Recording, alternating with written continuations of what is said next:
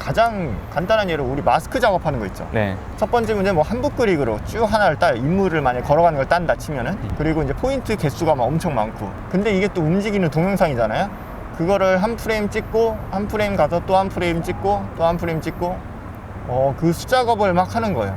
근데 2D 컴프는 그냥 드립다 그렇게 하지 않고 그 어떤 움직임이 있으면 그 움직임의 가장 중심이 될 수 있는, 통계가 될 수 있는 동선이 있어요.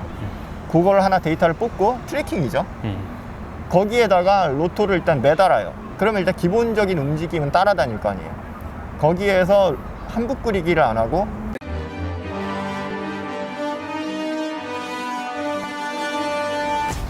안녕하세요, CG맨입니다. 안녕하세요, 토일입니다.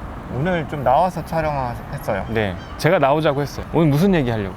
오늘 좀 요령을 피우자라는 타이틀로 좀 제목을 찍었거든요. 이거 오해할 수가 있어요.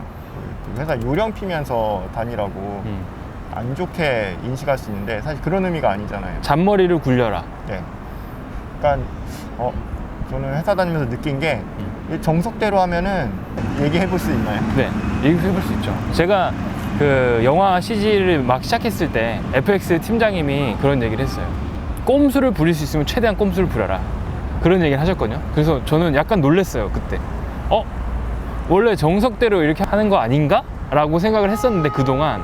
근데 그게 아니라 효율적인 작업을 위해서 꼼수를 최대한 찾아서 부려야 된다, 그런 얘기를 하시더라고요. 예전에 제가 작업했던 걸 생각해 보니까 약간 바보같이 했던 생각이 좀 나더라고요. 뭐죠? 그러니까 뭔가 예를 들면은 데이터를 뭔가 3D 같은 경우는 데이터가 무거우면 안 되거든요. 가볍게 하기 위해서 되게 수상한 방법을 안 가려야 되는데 그런 개념 없이 그냥 학원에서 공부를 했던 거예요.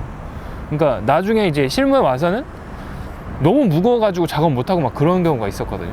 근데 그렇게 하면 안 된다고 하시더라고요. 실무에서 그게 안 된다, 그렇게 하면 안 된다. 그때 FX이셨죠? 네, 3D? 맞아요. 3D, FX를 주로 했죠. FX. 네. FX 쪽에서는 약간 그런 최적화에 대한 네, 고민이 많기 때문에 그렇죠. 그런 쪽에 좀 얘기가 깊었던 것 같아요. 네, 맞아요. 예를 들면은 되게 짧게 나오는 건데 그런 짧게 나오는 거에 시뮬레이션 시간 너무 오래 걸리고 이러면 되게 비효율적이거든요. 그래서 상황에 따라서 되게 꼼수를 써가지고 그냥 간편하게 할 수 있는 방법 써서 해라, 막 그런 얘기를 많이 들었죠.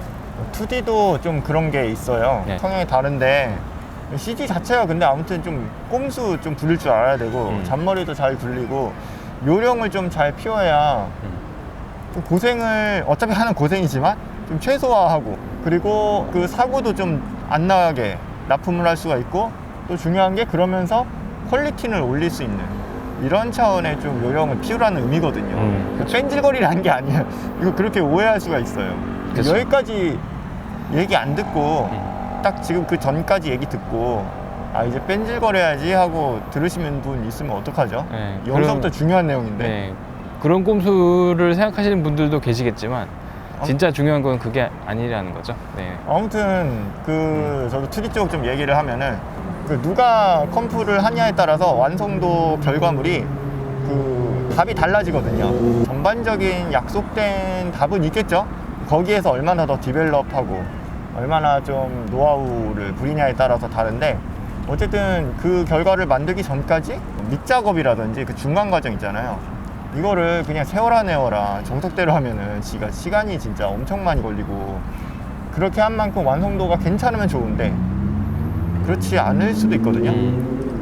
예전에 굉장히 이론적으로 빠삭한 분이 있는데 뭐 이거 하고 저거 하고 이것저것 막 별거 다 써요.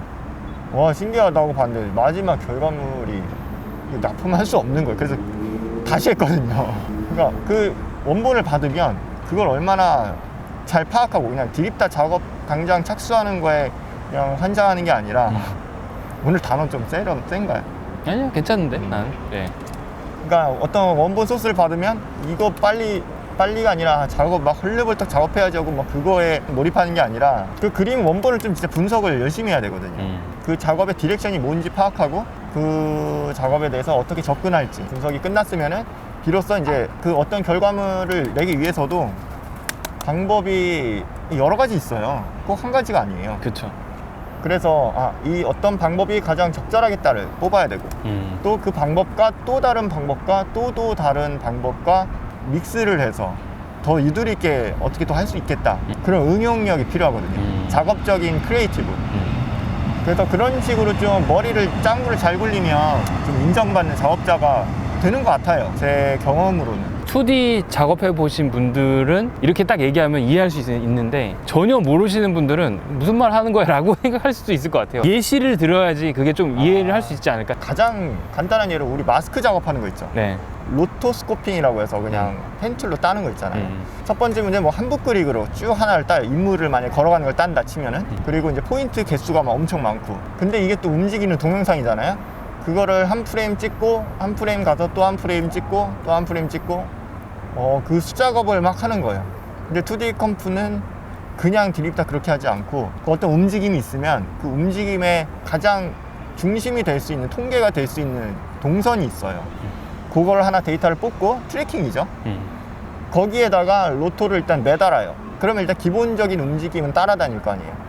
거기에서 한붓 그리기를 안 하고 포인트라든지 그런 부분을 좀 최소화해서 몸을 2D 평면이지만 약간 3차원 개념으로 조각을 내서 뼈대 개념으로 분석을 해서 그런 식으로 이제 로토를 만든 다음에 좀 유도리 있게 작업을 하거든요. 그럼 어차피 수작업이라는 거를 해야 하긴 하는데 그래도 이제 고생이 좀 줄어들고 속도도 올라가고 가장 중요한 완성도까지 가져갈 수가 있죠.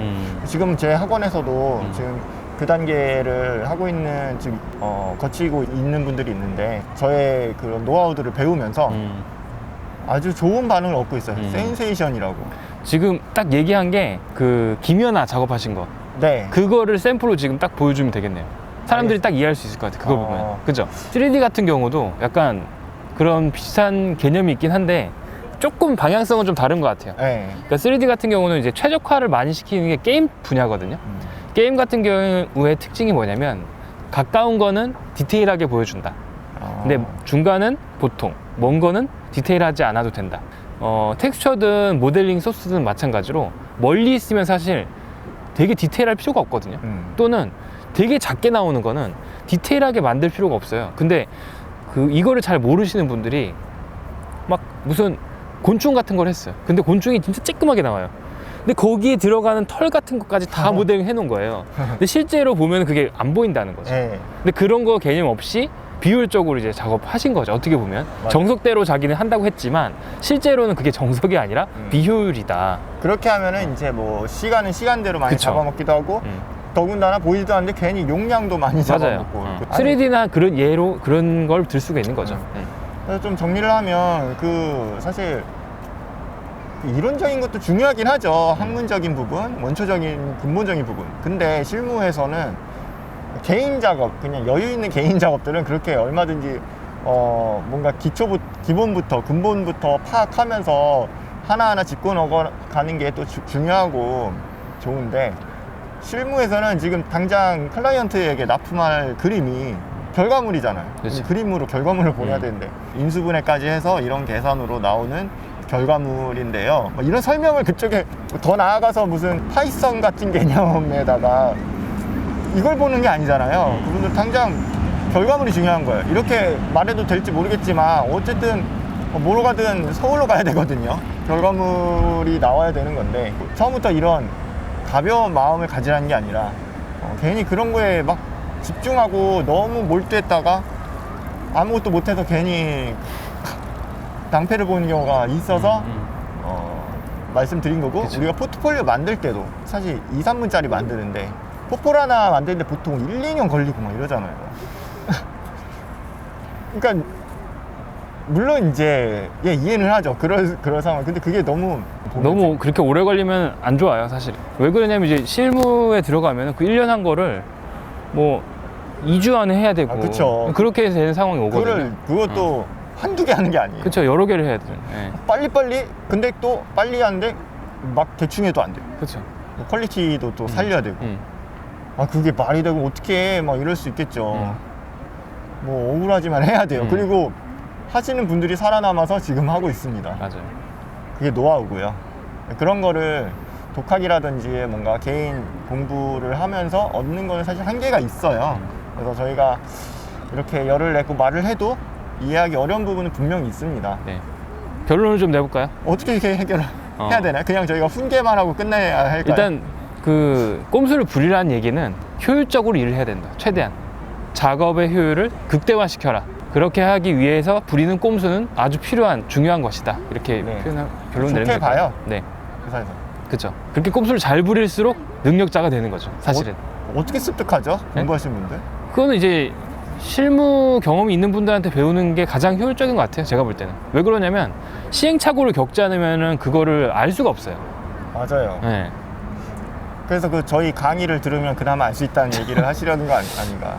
그렇게까지는 얘기는 안 했는데 그래도 이제 실무자들의 경험을 들으면 본인의 시행착오를 줄이는데 도움이 많이 된다. 저희가 사실 CG 스테이션 강의 올려도 홍보를 공격적으로 잘 좀 못하고 있는데 네. 못하는 것도 있고 안 하는 것도 있고 저희의 10여 년의 노하우를 거의 빠짐없이 그냥 다 토해내서 알려드리거든요. 그래서 믿거나 말거나 보시면 알 수 있습니다. 그러니까 그런 것 같아요. 네. 중요한 게 뭔지를 아는 게 되게 필요한 것 같아요. 작업할 때는. 오늘 훈계는 여기까지 네, 할까요? 오늘은 여기까지.